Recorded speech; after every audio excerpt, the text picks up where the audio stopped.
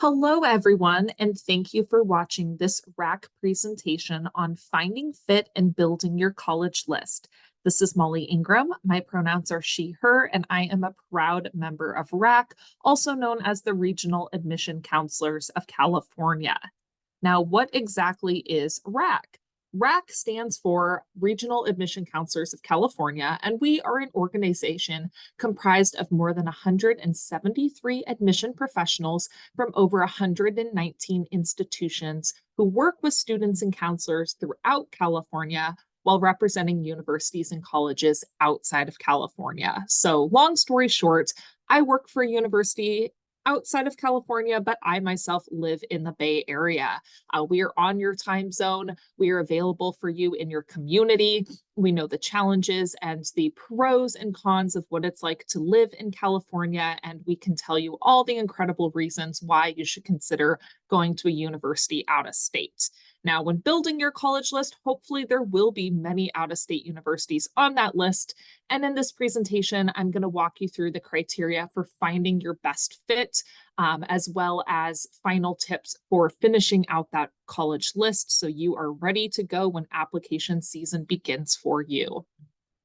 Now, your best fit. Now, sometimes people think that there might just be one university out there that is the best fit for them. That's not true. There are many, many universities that could be an amazing fit for you. And hopefully by the end of this presentation, you'll have a good idea about how to identify those different universities that are unique to your best fit. Here you can see academic fit, social fit, and financial fit. These are all components that you should be considering when you are building your college list. A lot of students think, this university, it's a really great academic fit, it's a wonderful social fit, but I need an extra $30,000 in scholarship money for this to be a good financial fit. If that's the case, then it's probably not a good financial fit. So the goal is we want to find a university that's in the center that has all three components, so that way it is going to work well for you. And like I said, there isn't just one perfect fit out there for you. There's probably dozens and dozens of schools that would be an incredible fit for you, since there are thousands of universities in the United States, and even more if you consider other parts of the world. We do have international universities that are RACC members. So if you were to go to our website, regionaladmissions.com, you can actually see a list of all the different universities that employ someone who lives and serves California students, and lives in the state with you as well. Now, starting your search. A really good place to start is talking with your family. Your family has known you your whole life. They're going to be able to, figure out what it is kind of that is going to be a good fit for you, as well as knowing you and saying, oh, hey, Molly, you're not really an outdoorsy person, so maybe you're not going to be looking for universities that are heavily focused on outdoor adventures, but you love history and research, so you're going to be looking for a research institution. Now, talk to your family. They know you well, and you know yourself well as well. Make a wish list. What are the things that are the most important to you? Now, obviously, don't get bogged down and looking to see, does every university have every single thing on your wish list? But try to highlight, 3 or 4 things that are the most important to you. Does this university have the major that you're looking for? Is it a good size and environment? All the different things. Consider those. Feel free to make a list and then kind of narrow it down from there. Talk to your college counselor. Their job is to help you through this process. They went into this industry for a reason. They love to talk college and they love to guide students through the process. So definitely lean on them for advice as well. Chances are they probably know a lot of admission counselors, such as myself, and they're familiar with all the different universities, and they might have recommendations for you that you might not be aware of or haven't previously considered. Now, the next bullet point, read your mail and your email. If you have taken any standardized testing, or if you've gone to a college fair and you've filled out an inquiry card for a university, you're probably going to be on some university mailing lists, and they are going to send you information, whether it is to your home or your email, Definitely check those out. The messaging is probably going to be more targeted by the time you're a senior, with information about when these universities' applications open, deadlines to be in mind, and just some fun information about the university. Go to college fairs and college visits at your school. This is a really great way to learn and start the search. Again, like I mentioned, you might see schools there that you've never heard of. Go talk to them, learn about the schools. They might be a good fit for you. And maybe you've just never heard of them because, again, there are thousands of universities in the United States. Consider visiting a local college. That's a really great way to get a feel for what kind of size of campus and environment you're looking for. Even if you don't end up applying to that specific college, it's still a really great opportunity to walk around and, pretend like you're a college student for a day. And I highly recommend that. I did that when I was in high school. I went and visited my older sister at her college. I actually ended up going to that college, but it was a really good opportunity for me to say, oh, I love this large public school experience. I went to classes with her. I sat in on some discussion sections. Of course, not every student has that opportunity, but even walking around a college campus is going to give you a good feel for if this is a good environment for you or not.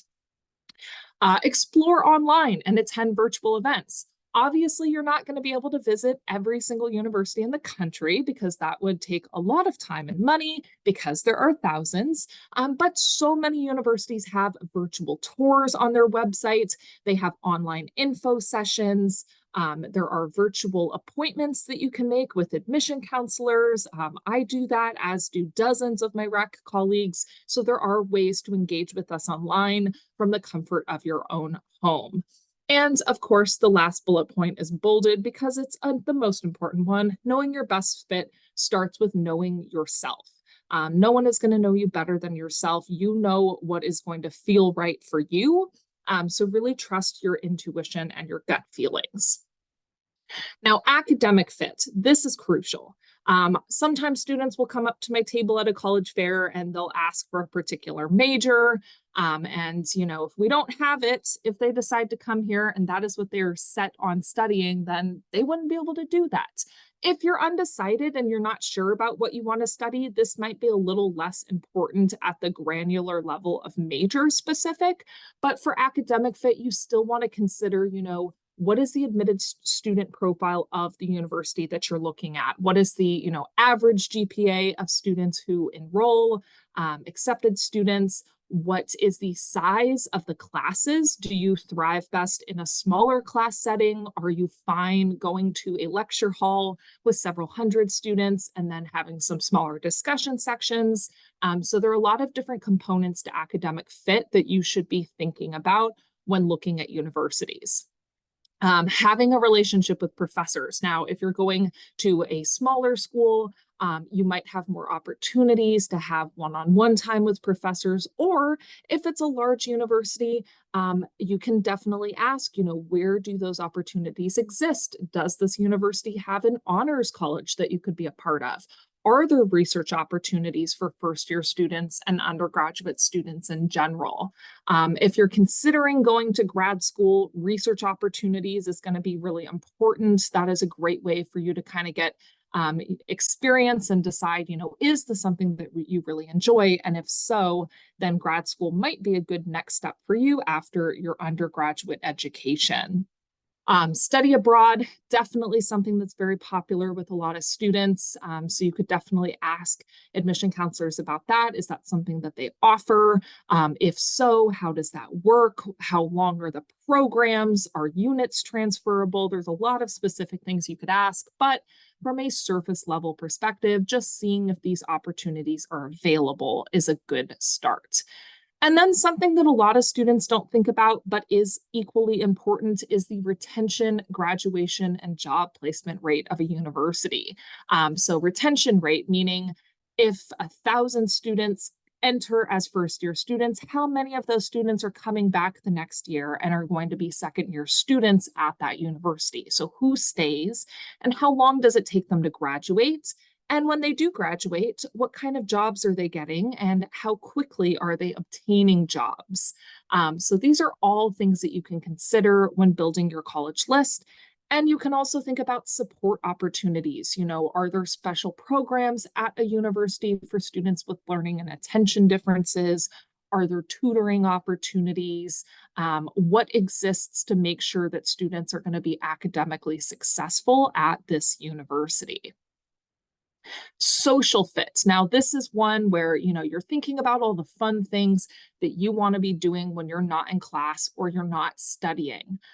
So social fit, it can mean many different things for students, and universities come in all shapes and sizes. Now, school spirit, that might look different to one student versus the other. Maybe you're looking for a big sports school. You want to go to tailgates and you want to go to every single home football game at your school. Now, maybe you don't care about football and you're fine applying for schools that don't have football teams. Think about what it is you want to do when you're not in class and you're not studying. And if sports is a really big deal to you, then make sure you're familiar with the sport offerings of the universities you're interested in. Not every school has a football team, and there are different divisions and conferences that universities belong to for athletics. Then, if you're not a pro athlete, a D1 athlete yourself, but you like to watch sports, but you still want to play some sports, there's always intramural sports, club sports. And if I've said the word sports too many times and you're thinking, is there anything else? Yes, there are hundreds of clubs and organizations at pretty much every university that you're going to find. Vast majority of them are student created. But really think about, what are your hobbies and interests? And are these things that you can continue at that university?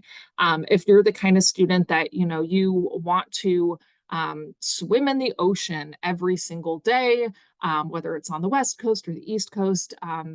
That's probably something you're not going to be able to do if you are landlocked. So consider what is really important to you in terms of your hobbies and interests. What are you willing to, put on hold if they don't offer that at your university? What is most important to you? Alumni network, that's a really fun one. Think about the universities that you're interested in. How strong are their alumni connections, whether it's back home if you want to return to California after you graduate from college? How are these alumni involved? Is this something that you could do when you graduate? And also, alumni networks are really helpful to help you find job opportunities, networking with professionals while you're still in school to help prepare you for when you graduate and you are on the job market. Location, again, kind of like I talked about, do you envision yourself in a particular part of the country? And if so, how is that going to impact the activities that you enjoy doing? What kind of student organizations are important to you? For some students, this might be a cultural organization, political, religious, pop culture, you name it. And really thinking about campus life. Is this a university where the vast majority of students are coming from out of state? Do students tend to live on campus? Are they going home on the weekends? What does this look like to you? And what is important to you? And then housing. Not every university requires first-year students to live in the dorms. So if that's something that you want, definitely look into what housing requirements or not requirements are, especially considering where you're going in the country. I would recommend, if you are going out of state, living in the dorms at least that first year. It's a really good opportunity to meet students, make friends, and find people that if you choose to move off campus, if that's an option, you will have some great new roommates for your first apartment. Financial fit. Now, I think this is one of the trickiest ones. Oftentimes students, they'll say, wow, this university, it's a great academic fit. It is a great social fit, but financially, it's just too expensive. Now, if financial fit doesn't fit, pun intended, it might not be the best choice university for you. You really have to consider all three kinds of fit because you don't want to graduate and be in severe debt. You really want to consider all of your options when looking at universities and what they can provide to make this an affordable experience for you. Affordability is huge. Paying for college is probably one of the biggest financial investments you're going to make in your life. And you want to make sure that this is going to be a good choice for you and any of your family supporters who might be helping you pay for college.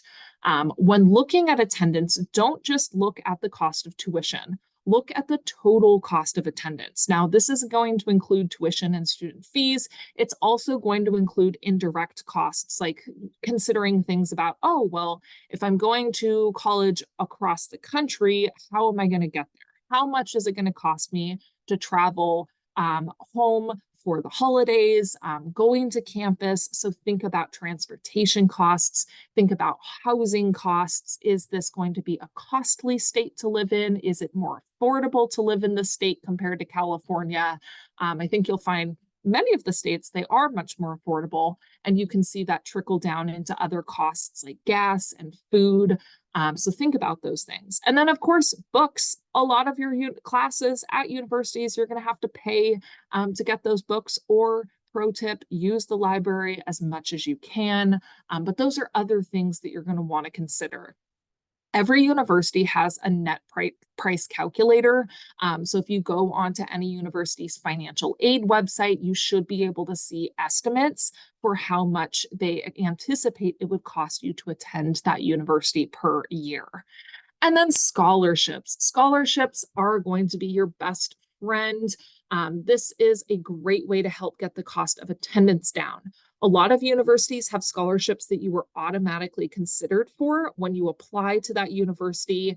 Others, it might have a separate application. There might be one scholarship you're automatically applied for, and then others you will have to fill out individual applications.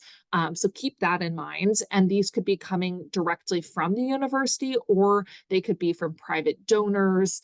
And other avenues. So scholarships are great. They are a nice discount off of the cost of tuition. And grants are also, quote, free money in the sense that you don't have to pay those back. Self-help, that's going to be your savings, things that you've been saving up for college. Loans, which of course you would have to pay back, and then work study. If you qualify for work study, essentially you would be getting a job, usually on campus, that would help go towards paying for your student costs. Now, building your list. So we've talked about all the different kinds of fits. So you've thought about this. You're going to continue to keep thinking about the different kinds of fit. Now let's start putting it on paper. I've mentioned so many times in this presentation that there are thousands of universities across the United States and the country, beyond, in the entire world. So that's a lot. Obviously, you're not going to apply to all those schools. That would be incredibly costly in application fees. It would be overwhelming. And you don't need to apply to that many. I would consider applying for around 6 to 10 schools and making sure that you have a couple from each of the following bullet points to really round out your list in a diverse way. Likely schools. Have a good chunk of likely schools. These are going to be schools that you are likely to be admitted into and that you would like to go to if you are admitted.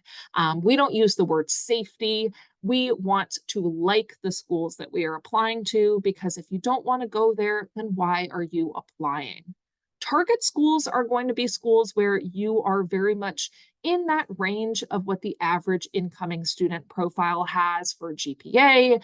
Maybe it's your rigor of courses, activities, test scores, if the university has those. So these are schools where your student profile matches that of their student body. And reach schools, these are definitely also known as dream schools, schools that have, a much more selective admissions process. Perhaps you're a little bit below the GPA range for this school. So these are going to be schools where a lot of people across the country, if not the world, want to attend. So definitely shoot for the stars, give yourself that shot, but don't put all of your eggs in the Reach schools basket, which is why you're also going to want to apply to target and likely schools. College searches, there's going to be a lot of websites out there that can help you with this list. Here we have listed some of them. Naviance, if your school uses that, College Navigator, Big Future, definitely Google these resources. They can help you look at lots of different colleges to start building out that list. And when you are building out that list, putting it on a spreadsheet is a great idea, whether it's a Google sheet, an Excel sheet, or even just good old-fashioned pen and paper. You find a method that works for you. Having a comparison spreadsheet will be nice because you can look at different factors that are important to you, such as cost, location, are test scores required to apply to the school. Keep track of those application deadlines and application fees. That way you can, set yourself a budget for application fees and keep track of, have I been admitted yet? Have I heard back from the school? Add a column for your admission decision. And if there's a deadline for when you need to give your decision to the school about whether you're choosing to attend or not. So keep yourself organized. Another column that you might want to put on this spreadsheet would be your username and password for all of the various university accounts that you're going to have to set up when you're applying. It gets confusing. There are a lot of them, so keep yourself as organized as you possibly can. It will save you a lot of headache in the future. Some final tips that I have. I already mentioned this and I will mention it again. Apply to schools that you are willing to attend. Now, I'm not saying that every school you apply to has to be your dream school and your first choice, but ask yourself, if I were admitted and if this was the only school that I was admitted to, would I be happy going here? You want to apply for schools that are going to be a good fit for you academically, socially, financially. And at the end of the day, if you don't want to go there, then save your money. Why are you applying if this isn't somewhere that you think you will be happy? Know how majors influence admissions decisions. So this is a good point to mention. Some universities, they might have assured admission for many of their majors, where if you have this certain GPA, you meet this criteria, you're going to be admitted, but they might have some selective programs. For instance, the university that I currently work for, the University of Arizona, we do offer assured admission, but we have selective programs for things like engineering and nursing. If a student were to apply for one of those majors, they would have to put down a second choice major. And if they are not admissible to engineering or nursing, but they're still admissible to the University of Arizona in general, their acceptance letter would say that they've been admitted to their second choice major. Now, every university is a little bit different in that way. If you have questions, definitely ask your admission counselor and they can kind of talk you through if there are any major decisions that are dependent upon what major you choose. Discuss finances early. And we're talking about discussing it with your family, knowing what your supporters can afford to help you with if you do have family that are helping you pay for college. And talk to admission counselors about, understanding what finances are if you have questions about scholarships, financial aid, and so forth. Don't wait until April. A lot of scholarship applications, they are due in April. So the sooner you can start this process, the better. And remember, it is your search. It's not your parents' search. It's not your friend's search, your coaches, etc. You are the person that is going to be going to this college at the end of the day. So you are the one that's going to want to be happy with that decision. Of course, listen to your family and friends for advice about what they think might be a good fit, but know that you are the one that's going to be going there. And it's ultimately your decision about what is going to be the best fit. Oftentimes, a lot of students, they choose a university just because they know after they've gone through the social fit, the academic fit, the financial fit, at the end of the day, it just felt right to them. So go with your gut feeling, trust your instincts. More often than not, you are going to be right and you're going to be very happy with whatever you end up choosing, as long as you're considering all the different ways in which this is a good fit for you. Thank you so much for listening. If you are interested in seeing more presentations, we have other recorded presentations on the RACC YouTube channel. Also, if you head to our website, regionaladmissions.com, you can see a full list of all of the different members that we have who live in California and are more than happy to help you with your college search process. Thank you so much, and good luck building your college list.